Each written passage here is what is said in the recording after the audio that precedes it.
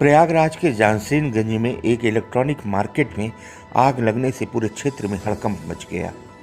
आग की लपटें इतनी विकराल थी कि देखते ही देखते आग ने आसपास की कई दुकानों को अपनी चपेट में ले लिया, जिसके चलते लाखों रुपए के इलेक्ट्रॉनिक उपकरण जलकर खाक हो गए।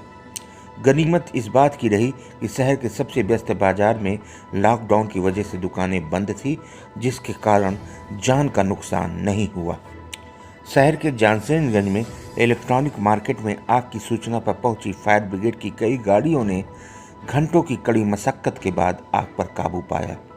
इस बीच पुलिस ने आसपास के घरों में फंसे लोगों को सुरक्षित बाहर निकाला और मौके पर जुटी भीड़ को हटाने के लिए आसपास की सड़कों पर बैरिकेडिंग करवा दी। फिलहाल आग लगने के कारणों का पता नहीं चल सका है। आग लगने के कारण इलाके में अफरा तफरी का माहौल बना रहा। एहतियात के तौर पर इलाके की बिजली भी काट दी गई। वहीं मार्केट के ग्लो साइन बोर्ड को तोड़कर फायर ब्रिगेड के कर्मचारी आग पर काबू पाने की कोशिश में जुटे रहे। आग इतनी विकराल थी कि आग की लपटें और धुएं का गुबार दूर दूर तक नजर आ रहा था। आशंका जताई जा रही है यह बिजली के शॉर्ट सर्किट की वजह से लगी। फिलहाल पुलिस आग लगने के कारणों का पता लगाने की कोशिश में जुट गई है। प्रयागराज के जानसेनगंज क्षेत्र में लगी आग के चलते लाखों रुपए के नुकसान का अनुमान लगाया जा रहा है। इलेक्ट्रॉनिक मार्केट में लगी आग के चलते फ्रिज, एसी, कूलर, टीवी आदि सामान जलकर खाक हो गए हैं। इलेक्ट्रॉनिक मार्केट के मालिक का कहना है कि उन्हें आसपास के लोगों ने आग की सूचना दी और जब तक वो मौके पर पहुंचते तब तक आग ने विकराल रूप धारण कर लिया।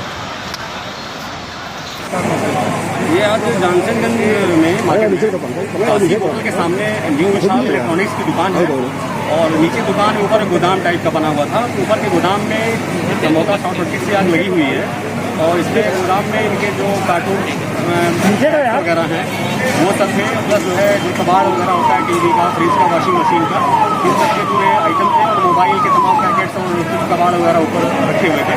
उसी में आग लगी थी। कितना नुकसान हुआ और कोई हताहत कोई नहीं है? देखिए नुकसान के बारे में अभी मालिक से बात की जाएगी और देखा जाएगा कि उनका क्या नुकसान हुआ है। बाकी अभी निरीक्षण करते हैं, निरीक्षण करने के पश्चात ही कुछ बता पाएंगे। आग लगने का कारण ये जांच की विषय वस्तु की जांच करते हैं, उसके बाद आपको बताते हैं। संभावना ये है कि शॉर्ट सर्किट से लगने की संभावना है।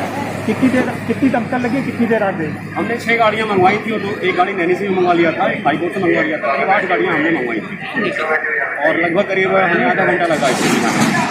अचानक से खबर लगी, हम तो सब लॉकडाउन में हैं, कोई सब लॉकडाउन में कोई खबर नहीं है। हसन बाबू आए, हसन बाबू जो न्यू विशाल के मालिक हैं, लंबा नुकसान हुआ है। फ्रिज वगैरह के अच्छे व्यापारी हैं, बहुत सामान्य अच्छे व्यापारी है। कारण क्या है हम लोग अभी डायग्नोस नहीं कर पा रहे हैं, नुकसान का आकलन भी हम लोग डायग्नोस नहीं कर पा रहे हैं। शासन प्रशासन पूरी तरह मुस्तैद है, अच्छा सहयोग है। लॉकडाउन के होने के कारण से गाड़ियाँ भी आराम से आ जा पा रही हैं। इस बारे में कृपा है कितने तक का नुकसान होने का?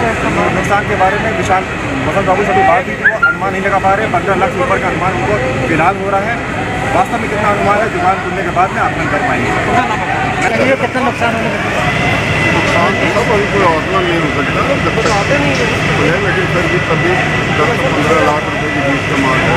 किस चीज़ का सामान रखा है? इलेक्ट्रॉनिक्स का वॉशिंग मशीन बढ़िया कैसे जानकारी हुई है? जानकारी नहीं कर पा रहे हैं।